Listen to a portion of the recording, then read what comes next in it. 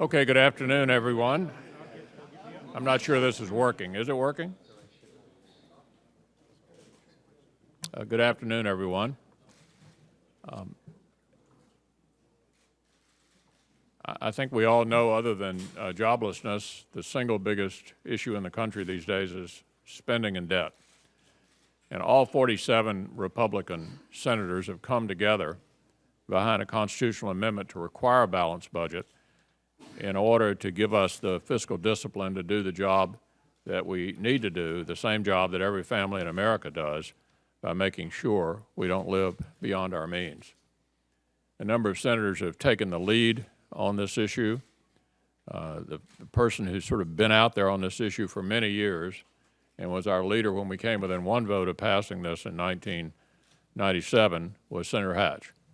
And I want to call on him first, and he will then bring to the podium after him those who've been the leaders on this issue. And actually, everybody has played a role in this. We have a unanimous view in our conference that this particular constitutional amendment would be the right thing for our country. Senator Hatch. Well, thank you. Back in 1997, when we brought up the balanced budget amendment at that time, our deficit was $100 billion. Today, it's 16 times that. Our total national debt was around $5 trillion. Today, it's over $14 trillion, headed towards $20 trillion. The spending was a reasonable area of spending against the GDP. Today, we're at about 69%, and according to the CBO, if the president's budget is followed, we're going to hit probably 90% of GDP, which would make us similar to Greece. And that's if the president's budget figures are right. We simply can't live with that. Now, can you imagine, had we passed that amendment and we lacked one vote? I thought we had 67 at that time, and one person did leave that very morning. And we lost by one vote, but had we passed that, we wouldn't be in the terrible fiscal distress that we're in today. And we would have had to make very tough choices, just like every family has to make in balancing their budgets and living within their means. And I think most of us would agree that this government is incapable of living within its means. And we have to go to this extent in order to get things done. So we're filing this balanced budget amendment. All 47 Republicans are on board. We will then work with our colleagues on the other side and see what we can do to get them on board. And hopefully we can pass this balanced budget amendment and get our country into a fiscal situation that really works. I have a lot more I could say, but I'm going to stop at that, and I'm going to call on Senator Lee. And then after Senator Lee, Senator Cornyn, is John here? Senator Cornyn, and then Senator Toomey, and then I'll call on others after that. Senator Lee. At the end of the day, this is an issue that is neither Democratic nor Republican, neither liberal nor conservative. This issue, our mounting debt, potentially threatens every federal program, every federal expenditure known to man.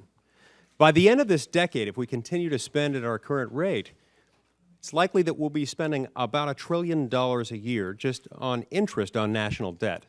And to put that in perspective, of course, this is substantially more than we spend on Social Security in an entire year. It's more than we spend on Medicare and Medicaid combined in an entire year. It's substantially more than we spend on national defense in an entire year.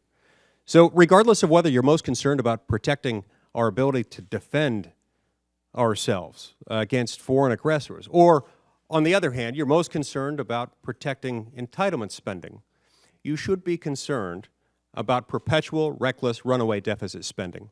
And that's what this amendment would put an end to once and for all, thereby protecting all of those programs. Again, programs that are important both to liberals and conservatives alike. This is a time when we have to address the difficult question that arises from the fact that perpetual deficit spending brings about a particularly pernicious form of taxation without representation. One group of elected legislators spends money, and then people who are not yet born or not yet of voting age someday have to pay off the debt left by that group of legislators. We fought a war over taxation without representation, and we won that war. We need to abandon this pernicious practice once and for all, and that's what this does. I'm pleased to support it. I'm very grateful to my colleagues, to Senator Hatch, Senator Cornyn, Senator Kyle, Senator Toomey, and so many others who have helped us with this, and to our minority leader, Mitch McConnell, who's shown so much leadership in getting our party in the Senate behind this.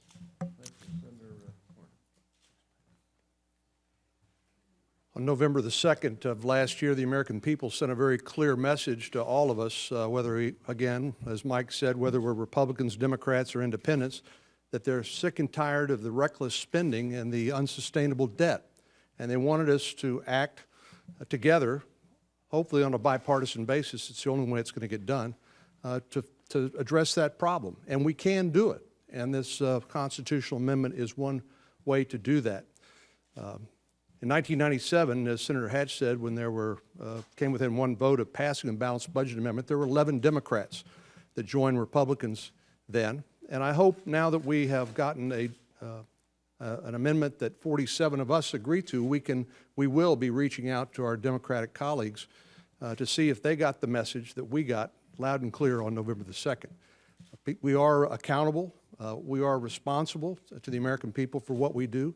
We usually have those determinations whether we've been good stewards and whether we have done what they expect of us. We find out in an election. So I think this is a great opportunity for us to work together. I hope both sides of the aisle will come together, pass this amendment, and then it will go to the states where 38 states would have to ratify it.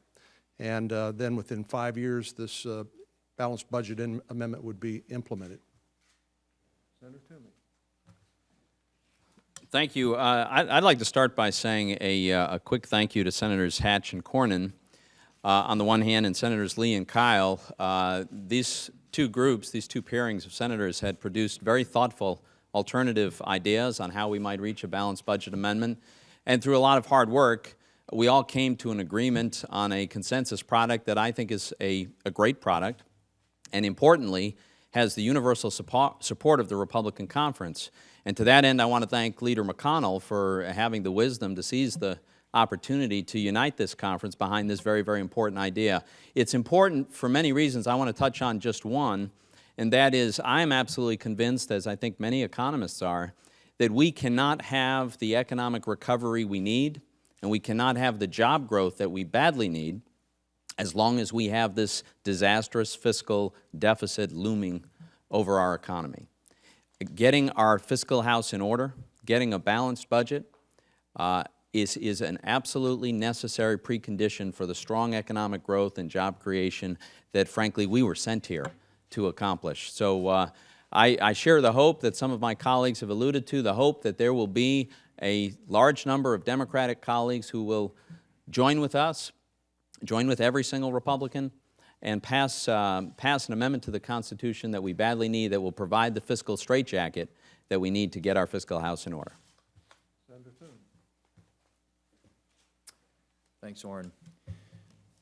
Well, I was a freshman congressman back in 1997 when the Senate had this vote the last time, and it failed by one vote, Senator Hatch mentioned. And had it passed, it would have passed in the House of Representatives, and I can't help but thinking how much better our country would be today, 14 years later, if we had enacted a balanced budget amendment back then. Because since that time, we have seen dramatic growth in government, dramatic increase in spending and debt, and today it threatens the country on a level like we've never seen before, so much so that the Chairman of the Joint Chiefs of Staff, Admiral Mike Mullen, calls our national debt the greatest threat to America's national security. I think that speaks volumes. I think that's why this exercise is so important. And we work together as Republicans to come up with a proposal that we would like to put before the Senate, before the American people, and hopefully rally them around and get Democrats on board with this, because it is high time that Washington did what so many states and what every family in this country has to do, and that's balance its budget. South Dakota was the first state in the Union this year to balance its budget, and it took some hard decisions. They cut $127 million, which in South Dakota is a lot of money. It doesn't sound like a lot out here, but they did it the hard way. They made the hard decisions, and because we've got a balanced budget amendment in our state's constitution, they're required to do it. We do it every year. Lots of states do it every year. It's high time that the federal government did it, and it's long overdue. if we are going to get this country back on the right track, growing, creating jobs, and dealing with this massive problem of spending and debt. Senator Sessions, the budget leader. Thank you, Orrin, and thank you, all of you who worked so hard to make this a reality. Having examined the amendment, I do think it's solid and will do the job that we hope it to do. And I congratulate those of you who've worked so hard to have a unanimous support for it. We have demonstrated that systemically, it seems, Congress is unable to live within its means. In '97, when the amendment failed by one vote, that was one of the first key votes I cast as a new senator. People were saying we were getting our house in order and maybe we didn't need a balanced budget amendment. Now we have deficits, as Orrin said, 10 times that great. It threatens our financial future. It threatens our jobs. Erskine Bowles and Alan Simpson, the co-chairman of President Obama's Budget Debt Commission, signed a joint statement before the Budget Committee, and they said this is the most predictable economic crisis this nation has ever faced. The debt is growing out of control. So I would say that the greatest thing we can do for our economy, the greatest thing we can do to put this country on a path to financial success and growth and vigorous strength in the future is to get our financial house in order. This will do it. I thank those who've worked for it so much, and I do believe it's not a hopeless task. One vote short in '97. I believe we can pass it this time. Thank all of you who've worked so hard. Thank you, Senator Roberts. Well, like my colleagues, I want to thank Senator Hatch for his leadership and everybody else for their leadership. This is a team effort, all 47. I know that you all like to write about the times we hit 45 and maybe not 2 or 44. This is all 47 that have signed up for this on this amendment. I think that's one thing to consider. Second thing, I know some of the people in the poli-sci guru department say, well, no, wait a minute, this is not going to work. Everybody talks about a state budget has to be, you know, you have to have, they don't have the printing press. They have to, you know, be in balance. But they don't have the protection in regards to national security. In a declared war, which might be helpful this time around, you can overcome that with 51 votes. So national security is protected. The other thing I would say is that some people that are critical of this is, oh my goodness, how long will it take with 38 states to ratify it? I think that's the proper number. Well, I want to tell you something. And you talk to any state legislator or any governor today and say, is there some way that you can rein in federal spending, in part, that goes for the funding of all this regulation and all these mandates that they have to put up with, they're going to say amen. I think it would be the fastest ratification you'd see in a long, long time. Read it up here, long term, long term. That's exactly what we're after here. So while we may not be successful, I don't want to put a wet blanket on this. I haven't seen much leadership from the White House. We can't kick this can down the road to an even-numbered year and then go to 2013 and then bump up against what could be real economic chaos. None of us know when that tip of the spear is going to hit. But if we send a message like this, I think it will signal to the American people we're serious, and more especially to the world and more especially to the financial community. Thank you. Senator Corker, you want to wait? Senator Minton. Thank you. Spending has been an addiction for Congress for many years, and I'm very proud of our Republican conference for standing together to break that addiction. And if anyone questions the need for a balanced budget amendment, all we have to do is look at this current debate on funding the government for this year. At a time when the whole world recognizes that America is on an economic cliff, the Democrat Party has yet to even agree to cut this year what we borrow every week. They're not going to join us. They're not going to show the leadership until the Constitution requires that we do it. That's why this balanced budget is so important, and that's why we need to have a vote on this balanced budget amendment before there is any debate or vote on the debt ceiling. Senator Rich. If America, as we know it today, is going to be saved, it is imperative that this balanced budget amendment to the United States Constitution pass. This institution is not capable of living within its means. This is not a partisan issue. It is an American issue, and it is imperative that we do to the federal government what virtually every state has, and that is a requirement that they balance their budget. It works very well in the states. We need it at the federal level. Senator Graham and then Senator Hope. Senator Graham. This is a historic day for the Republican Party. We all agree on something, and it's a big deal. Every end of our party has come to believe that without a balanced budget amendment to the Constitution, it's probably not going to happen.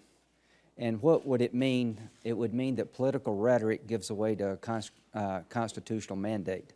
I've come to believe, after being here since 1995, that all the rhetoric in the world is never going to lead to balance in the budget unless something changes pretty soon. And a balanced budget amendment would make us do here what everybody has to do at home.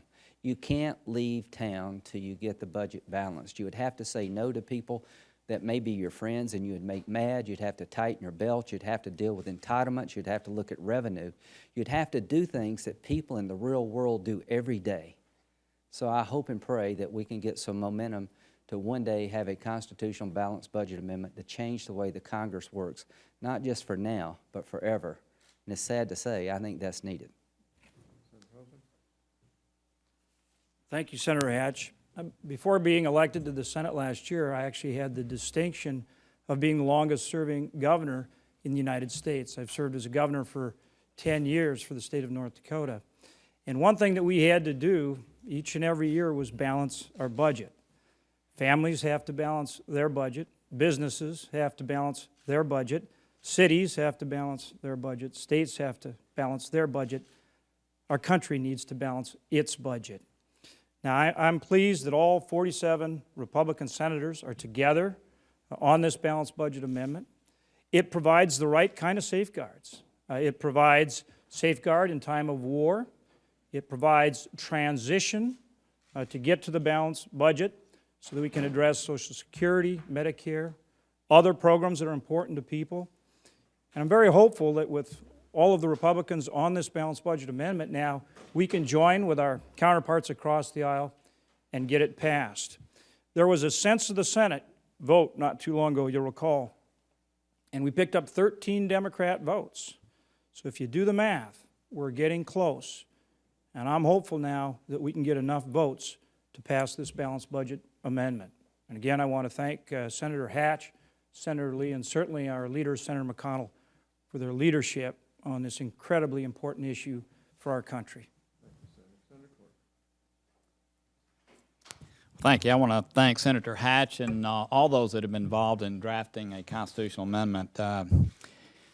One of the things that y'all have not seen happening, but has been happening every week, most of the time 2 times a week, is Republicans have been gathering in this room and in another room to talk through those things we need to do over the long haul to make sure that our country becomes fiscally sound. And it's really been a 3-stepped approach. One is to make sure that we negotiate the deepest cuts that we possibly can in the continuing resolution. That's underway right now. A second piece is to have a statutory solution, one that can go into place right now, because we've had financial analysts on both sides of the aisle come in and talk in a bipartisan way about the fact that something has to occur right now. And the third piece is to make sure that over time, after the focus on financial discipline goes away, that we have something to anchor it in, and that's a constitutional amendment. We've had a lot of people working on all 3 phases of this. I think it's shown tremendous leadership by Mitch McConnell and our leadership team to pull us all together around all 3 of these concepts. I believe it is the #1 issue in America. I really do. And I don't want to message. I want us to solve the problem, and I think all of us want to work together to see that happen. And I really appreciate, again, the way the leadership of our party has brought us together to try to do that. And we're reaching out to the other side to try to make sure that this happens. Thank you. Thank you, Senator Paul. Thank you, Senator Hatch, for your leadership in this, and Senator McConnell in gathering all 47 Republicans, which I think is very important. The number one problem we face in our country is our debt. We will never, ever balance our budget until we amend our Constitution. It is the single most important vote we will cast. Republicans need this as well as Democrats. We all need a rule that we must obey. This is the single most important vote we will cast this year, and I hope the other side will come and embrace the idea of fiscal sanity again. Thank you. Senator Brasso? I get home every weekend to Wyoming and sit around and ask people questions and sit around and discuss things. And as I did last week, sat with a group of people and said, who here believes they have a better life right now than their parents had? And every hand goes up. And then I asked the question, how many of you believe that your kids will have a better life than you have right now? And the hands all come down. And we talk about why that is. And the reason fundamentally is the debt. The debt is the threat to our future. In Wyoming, I sat in the Senate for 5 years, our state Senate. We had a balanced budget amendment to our own Constitution. We have to balance the budget in Wyoming. Our families need to do it. Our businesses need to do it. And if we're going to have the secure future of this country, the one that we know, that we need, there's only one way to do it, and that's by making sure, by constitutional amendment, that we balance the budget every year in this country. And that's why I'm so glad that 47 of us have come together and unanimously signed on to this approach for a balanced budget amendment to the Constitution. Thank you. Well, last but not least, Senator Ayotte. Thank you so much, Senator Hatch and Senator McConnell, for your tremendous leadership on this. I think it says so much that we are all together in what, in my view, is the single most important piece of legislation that we can pass in the United States Senate. And this is about what I heard from New Hampshire voters as I campaigned up and down our state. Why can't you live within your means in Congress? Why doesn't Washington get it like we do at home? And Congress has not been able to live within its means, and that's why this is the single most important piece of legislation that we can pass. And for me, it's about our children. I have 2 small children at home, and we owe it to our children to make sure that they can live their lives free from being indebted to China, that we aren't passing on to them our failure to make the tough decisions today. So I'm so proud to join with my colleagues to make sure that we pass a balanced budget amendment. And I very much hope and look forward to working with my colleagues on the other side of the aisle so that we can pass this and make sure that we live within our means and address our fiscal crisis in this country. Thank you. Thank you. I want to pay personal tribute to Senator McConnell and Senator Kyle for their leadership on this. They both are just tremendous leaders, and to have us all together on this is a very, very important step in the right direction. So we'll turn it over to you for any questions, and I'll be happy to call on anybody here. Given that spending as a percentage of GDP has averaged about 21% over the past 40 years, how did you come up with the 18% figure, and how do you get spending down to 18%? Well, spending right now is at around 25.3%. We haven't had that much spending since World War II, at the height of World War II. So it's clear that we're off the charts from that standpoint. The 18% is the average revenue that we've had over the last 50 years. And we decided that's an appropriate figure to try and shoot for, and that's why the 18%. Yeah. If I could just add one thing to that, as recently as 2007, total federal spending was just barely over 19% of GDP. That was at a time when I would argue Congress was not at all trying to exercise any fiscal discipline, and yet, virtually by accident, here they were at just barely over 19%. It wouldn't take a big lift to go from that level down to 18.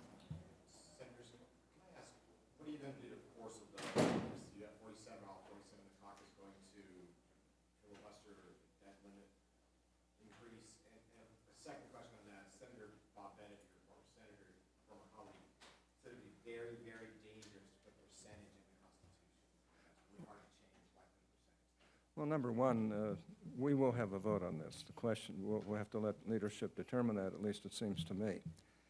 If we're smart, we'll do that.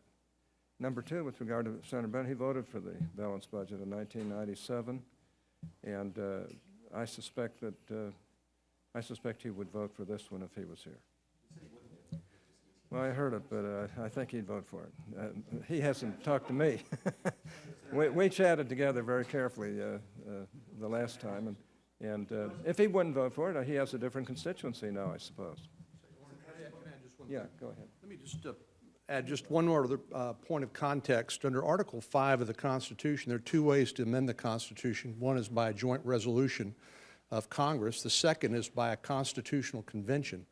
At an earlier time in our history, we were actually within 2 states in triggering a constitutional convention responsibility by Congress. So I will tell you that this has such power out across the country. People simply don't understand the profligate ways of the Congress and why we can't do what states and families and businesses do.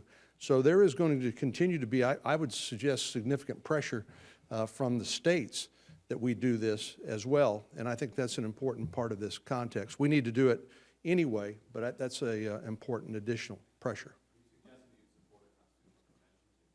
I'm sorry, I can't hear you. Well, my preference is we would pass this, and it would moot the whole issue of a constitutional convention. I'm just saying that that is in Article 5 of the Constitution, that that would be an alternative if we don't do our job. I hope we do our job, and that would moot the point. So one point I want to emphasize again, too, relative to some of the questions that were asked earlier, there are safeguard provisions in this balanced budget amendment. You should take a look at them. They address things like time of war, transition to get to the point where we have the budget in balance, and other issues like that. So we do provide safeguards in this package.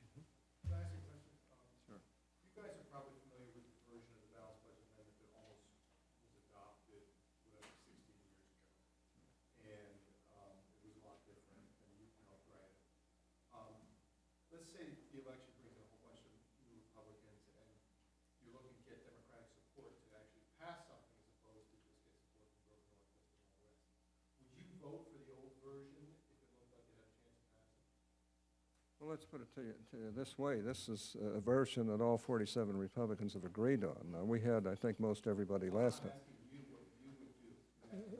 I personally believe this is step one. The House is going to pass its version. We'll have to see how close they come to ours, and we'll certainly work it out. But I would prefer this version, and let's hope we can get it through.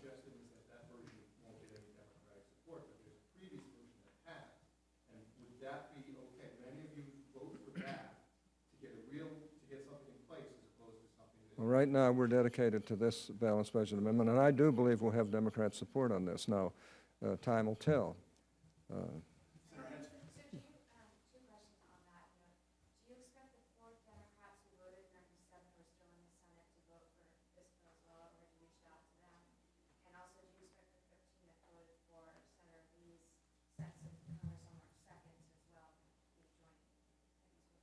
Well, I expect a number of Democrats to vote for this. We'll have to see. If they don't, I mean, they're going to have to face their citizens, and that's not going to be easy because everybody in this country knows we're in trouble. Everybody knows that we may lose the greatest country in the world, and so we're going to do everything in our power to try and get the Democrats on board, and I hope we can. Senator Lee, you care to remark about that? I do think that it's going to be imperative for anyone of either House or of either political party who stands for fiscal responsibility and fiscal restraint to vote for this. And for those who voted for the predecessor version of it years ago, I think it would be difficult to articulate an adequate justification why they would vote for that and vote against this. This simply has safeguards built into it to make sure that it's not circumvented. So if you're for the principle of balancing the budget, there's no reason why you shouldn't be in support of this.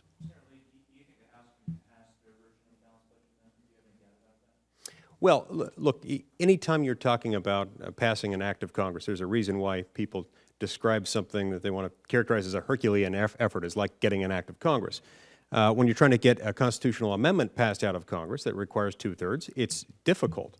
So I'm not going to stand here and tell you I'm absolutely certain that we will have 2/3 of both houses locked up by tomorrow. I am telling you that the mood in the country is right. And it is sufficient, I believe, that if people are listening to their constituents, they will vote for this. And they will vote for it by the requisite margin.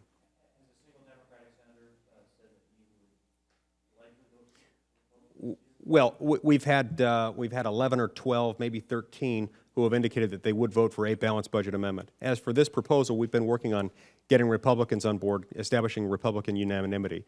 We now take that effort out to the Democrats. 18%, is that the only thing you'd ever vote for on budget amendment?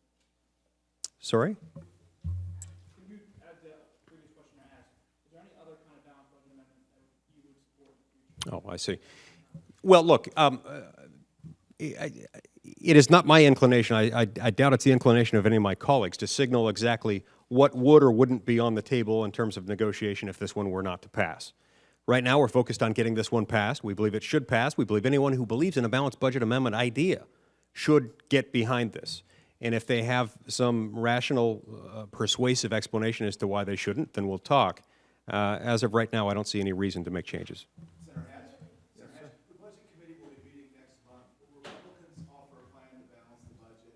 And if they don't, doesn't that sort of undermine the credibility? Well, remember, one of the aspects of this balanced budget amendment is that we provide that after ratification, we have to balance it within 5 years. Let's say a 10-year resolution. Yeah, whatever. We'll have to see, but I think Republicans are committed to passing this amendment in the Senate. And I believe we have Republicans and Democrats that are committed in the House to pass their amendment, which will mirror this to a degree. Are they committed to balancing the budget too, or just passing the amendment? Well, I think over time, all of us have to be, because we can't live the way we're doing right now. No question about it. Thanks very much, everyone. Yeah, thanks so much. Great to be with all of you. Good work getting everything.